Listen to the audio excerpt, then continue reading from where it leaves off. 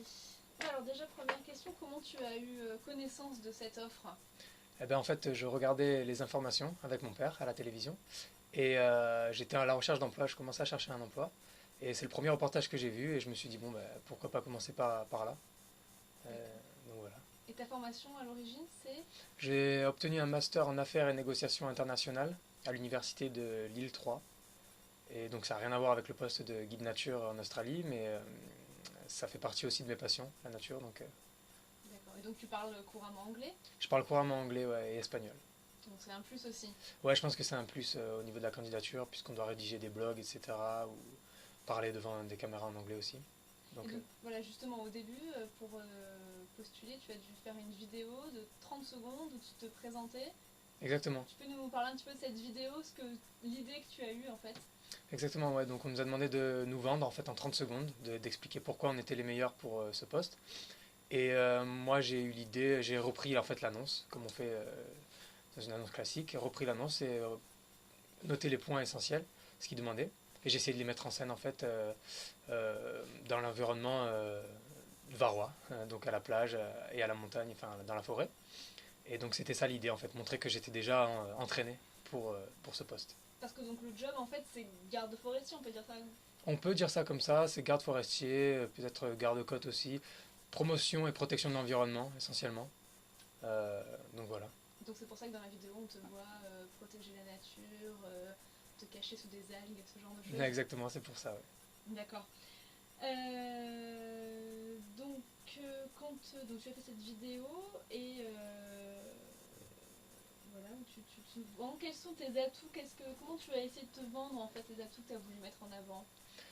Ce que j'ai essayé de mettre en avant, c'est que j'étais dynamique, motivé, que j'avais de la bonne humeur, euh, de l'humour, euh, et voilà, et de l'énergie. C'est déjà pas mal. C'est déjà pas mal. Qu'est-ce qui t'a attiré dans ce poste? C'est le challenge? C'est les 80 000 euros? C'est le partir en... Je crois qu'il y a un peu tout. Donc le voyage, je crois principalement. Le challenge ensuite aussi. L'argent, ça passe après. Bon, ça fait partie bien sûr du package. Mais non, c'est pas la chose à laquelle j'ai pensé en premier.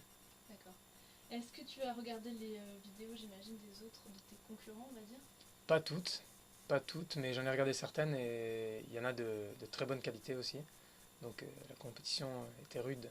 Et donc là, vous êtes 25 encore à postuler pour ce poste. Est-ce que tu crois en tes chances? Bah, je pense que j'ai autant de chance que les autres.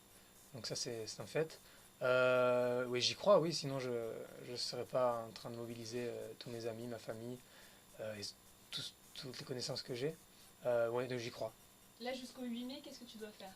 Jusqu'au 8 mai, je dois donc faire parler de moi, faire parler de ma candidature, essayer de rassembler le maximum de gens possible autour de ma candidature et mobiliser des personnalités du monde public qui ont un rapport avec la nature aussi, ça serait bien, pour appuyer ma candidature. Et donc là, pour l'instant, où est-ce que tu en es? J'ai obtenu l'appui et le soutien d'un vice-champion olympique de cyclisme sur piste et je prépare d'autres rencontres comme ça dans le monde du sport et dans le monde de la nature. J'ai vu que tu avais sollicité dans la presse Mourad Boudjelal. Tu as eu des réponses? J'ai pas encore eu de réponse, je perds pas espoir. J'espère vraiment être en contact avec le RCT. Si tu veux le relancer. Je lui repasse un appel, monsieur Boudjelal, si vous m'écoutez. Je suis super motivé, c'est une occasion unique pour moi. Si vous pouvez me donner un petit coup de pouce sous n'importe quelle forme, si c'est pas le coup d'envoi du prochain match, si l'équipe pouvait faire un petit geste pour moi, ça serait super sympa. Super.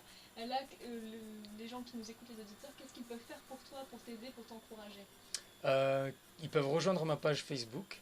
Donc j'ai une page Facebook Loïc Ney Park Ranger. Donc plus on est dessus, plus j'ai de chances de gagner. Et puis en parler autour d'eux, me soutenir, et ça sera déjà très beau.